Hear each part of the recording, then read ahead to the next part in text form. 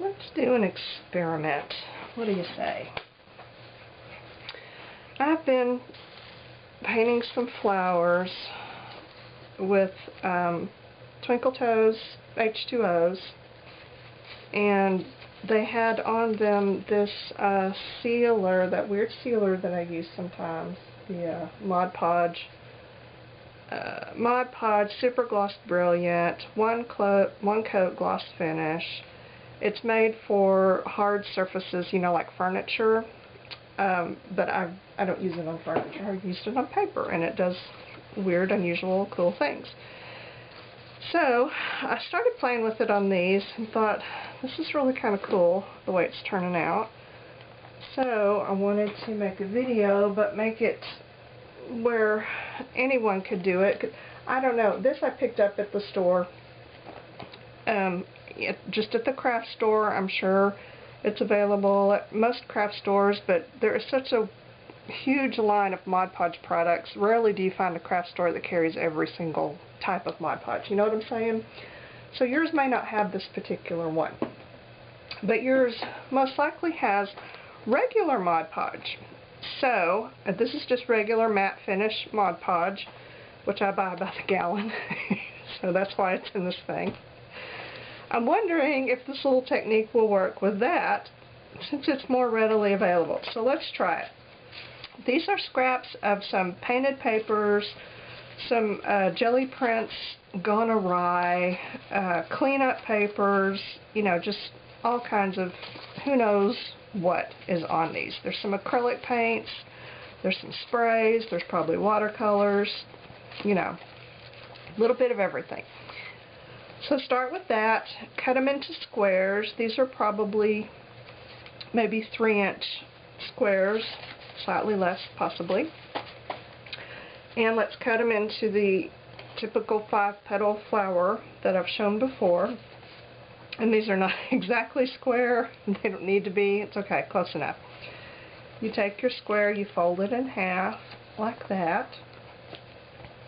You take one corner and you bring it over to the opposite side, about 1/3 of the way down, just like that. Then you bring this edge up, just fold it flush with that piece right there, like that, and this edge over.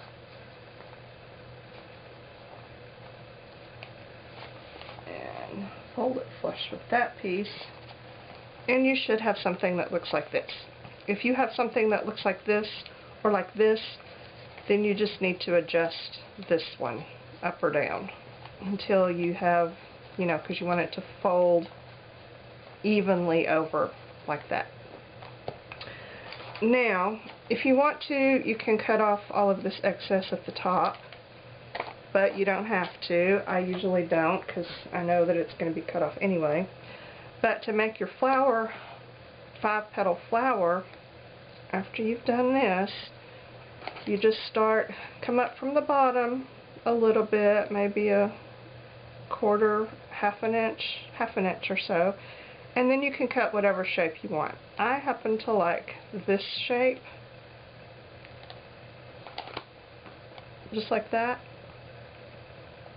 And sometimes, depending on how well you folded it, you might see that this is a really deep V and this one not so much.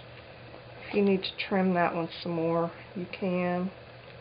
And that may not make any sense to you until you open your flower, and if you notice that some of your little spaces between the flowers, some are deeper than the others, then you can trim and adjust accordingly. But just make some of these, and let's see what we can do with them. What I'm going to do is put Mod Podge on them, you know, just coat them with Mod Podge, let that dry, and then watercolor over the Mod Podge. And that's either going to look really cool or it's just going to be a colossal failure, but we're going to hope for the really cool effect and see what happens. And I'm just looking. You can do this on plain paper. If you don't have any painted papers or jelly plate oopsies, that's okay. Just use plain paper. I just like to start with something with a little bit of color on it because, well, for one thing, it's less intimidating, if there's already something on there.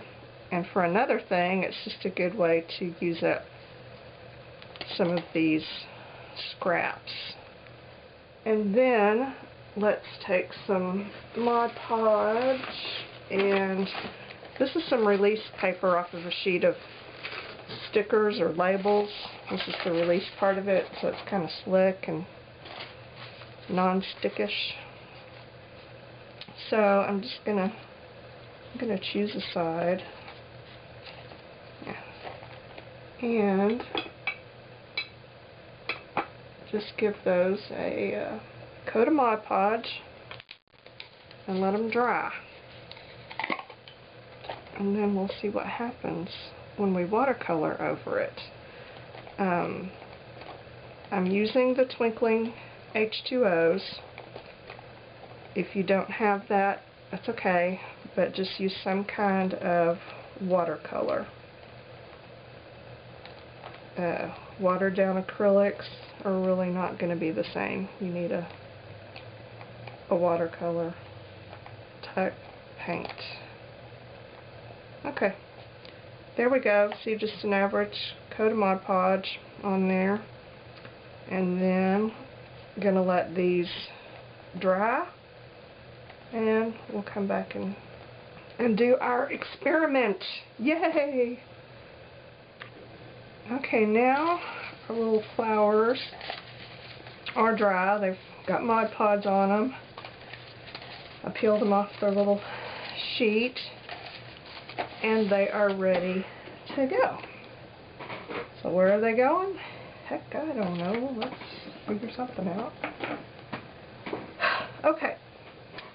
I think what I'm going to do here is just take these watercolor paints and just kind of add a little more color on some of these. Except maybe that one, because it's perfect, just the way it is. Okay, but see, that one's not. Some of these, they just need a little help. So, let's start with one that has a bunch of color. Let's start with this one, because it's got a lot going on. And what I'm going to do is just kind of add color and, like pretend like I'm painting on some details of the flower, but just in a very loose watercolory way. For instance, on this one, I might want to take some yellow and put here in the middle, like that. And see, going on the Mod Podge, it's not going to paint out really smoothly. It's going to kind of sit on top, and it's going to get modelly looking and weird, and that's okay. That's kind of what we want. And maybe some yellow on this one. And I'm going to pick colors sort of based on the colors that are already there. Which you can do if you're using some pre-painted papers. If your papers are not pre-painted, just start with doing whatever you want.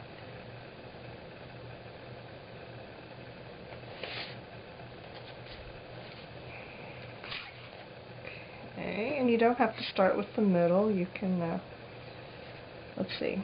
Look, this has some weird little pink blobs on there, so I'm gonna pick that up. And then kind of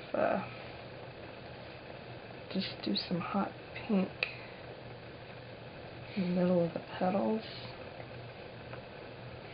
like that. Anyone else need hot pink?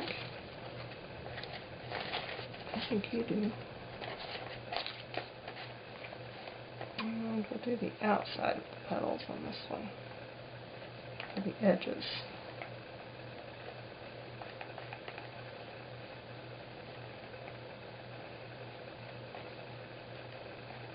That. Then kind of smooth out if you want to, or leave them really all model-y, doesn't matter.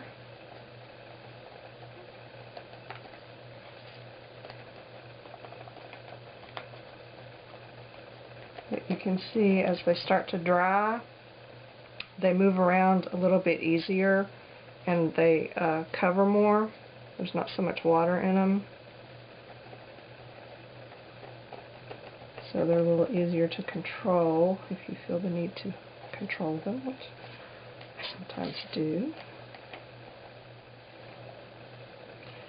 After these dry, I'm going to take a black pen or permanent marker or something and kind of draw in the details like I normally do on these flowers. But I will use the little color sections possibly as my guidelines. I have that option to do that anyway. This purple here.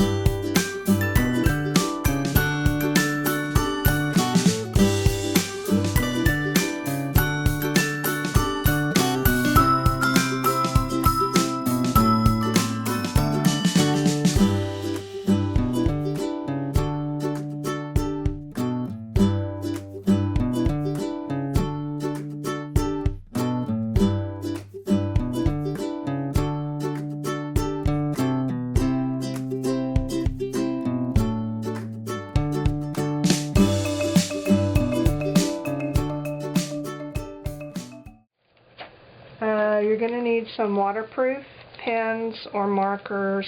Paint pens are good. Just something waterproof. And if you want to make sure that your marker doesn't pick up any of the color that's on here, you will want to seal these again. Let me make sure I'm in the frame. It looks like I am. You're just going to draw on whatever little details you want to make them look more flowery.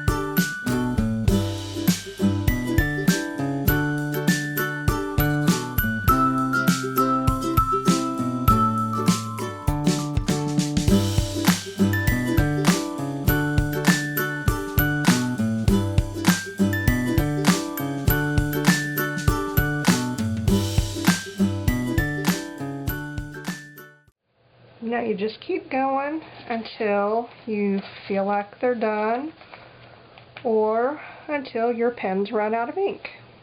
Either way is a good way to gauge whether or not you're done. They either feel right or your pens are dry, and you're done. And from here, whatever you do, you know, it's up to you. You can layer these, take a couple of them that have similar colors or completely different colors, whatever you want, and layer them. That, or leave them like they are. You can go in with some glitter, or let's do that. I've got a wild hair. Let's use some glitter, or rather some glitter glue. These are all of my glitter glues. Woo, look at all of them. Okay. I'm not a big fan of glitter. I don't use it often, but I've been using it a little bit more frequently lately for, I don't know, some reason.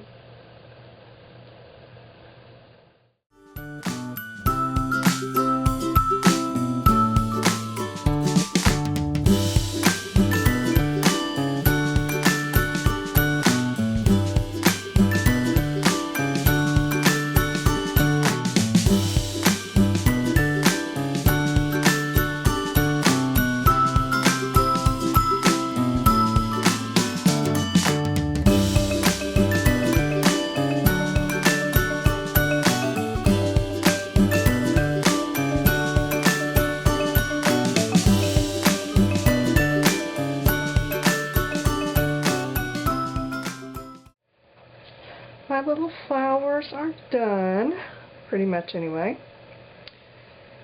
And I'll kind of show you how they ended up. These are the ones I put a little glitter on, or glitter glue, here or there. And I like them. I like the way the glitter kind of gave them a little, you know, extra something. Did I glitter glue? Oh yeah, I put it on the black dots on that one. There's that. Just a little sparkle and shine here and there.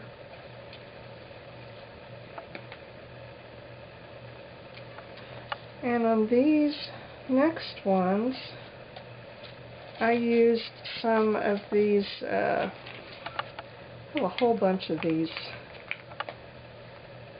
Suze Weinberg's Bedazzles. These are, I don't know, I guess you can still buy them. I think they're a Ranger product, and they're just those little tiny, teeny tiny holeless beads mixed in with some little like confetti glitter things. And they come in a whole bunch of different colors. I've probably got a dozen or more of them that I've had forever and don't hardly ever use anymore. So I pulled them out and used them, and I kind of like it. Let's got some loose ones. This one I used the Bedazzles on here, and then a little glitter glue in the middle, and I put the Bedazzles on with this Mod Podge. You know, you can use like a glossy accents or anything clear. But that was handy, so that's what I used. And I like them. I think they just made them a little extra special. I love this one. Again, I tore it somehow, so that will be another layering situation. I think that one's one of my favorites. Although this one's pretty good too. I don't know. They all turned out really nice. I like them. I like the way they turned out. They were easy. Just a little variety on the 5-petal doodle flowers that we've done before.